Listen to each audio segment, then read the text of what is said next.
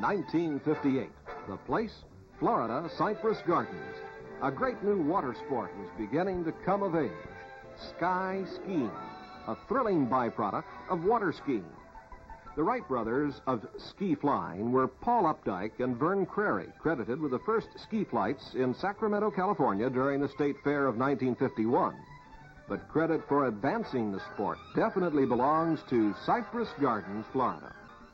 By 1958, after a 7-year period of trial and error following the inaugural flights of Updike and Crary, skiing the Skyways was beginning to evolve into a scientific art. Kite dimensions became directly related to the weight of the skier. Larger kites for big guys topping 180 pounds, smaller ones for lightweights. The average kite is 14 feet long and 12 feet wide. Aluminum alloy tubing replaced spruce for the frame, and early canvas or linen fabric materials were replaced by synthetics such as nylon or Orlon. In the 50s, it took a powerful inboard speedboat to zoom a human kite into the air, but the outboard was soon to come into its own. In those days, the only link between flying and falling was that grip on the crossbar. It was a matter of, hang on, boy, hang on. A sudden crosswind and timber. It's Jerry Ember, another pioneer of the 50s. Jerry's okay, though, and a top photographer today. This 1958 ski kiting exhibition at Cypress Gardens was scheduled for the entertainment of a most distinguished guest, that year's Miss America, lovely Marilyn Vanderburg, whose trophy went to Jack Wiley for the best all-round performance. As the kite flies, so does time. And here we are at Cypress Gardens in the middle 1960s. By now, ski kiting is advanced as a sport similar to sailing because the lifting force under a kite is similar to the driving force that keeps a sailboat underway.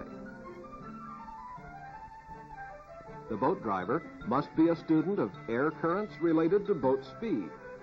Heading up this exhibition of modern ski kiting is veteran Ken Thibodeau, who now operates his own kite manufacturing plant at Lake Wales, Florida. Notice that modern kites are equipped with a body sling, not only an important safety feature, but a device permitting a flyer much more freedom to execute tricks and maneuver his kite the way a skipper maneuvers his sail.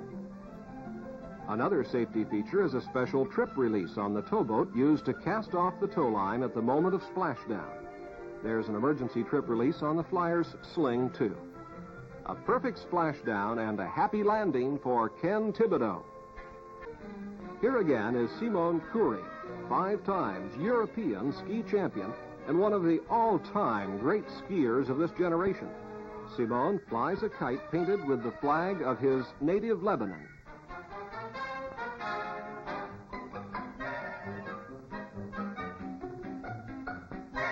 Modern ski kiting, like its parent water skiing, has developed into a highly competitive sport. National and regional kite flying tournaments are gaining widespread popularity.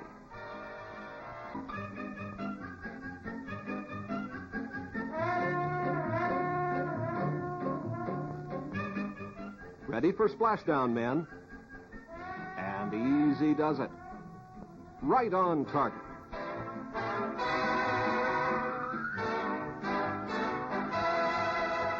Of course, the obvious question is, how does he come down? How does he make a landing? A parachute, perhaps? No, just riding on his back like a human aquaplane. No question about it. Skiing the Skyways adds a thrilling new dimension to water skiing. But remember this, skiing the Skyways is a sport for expert skiers only.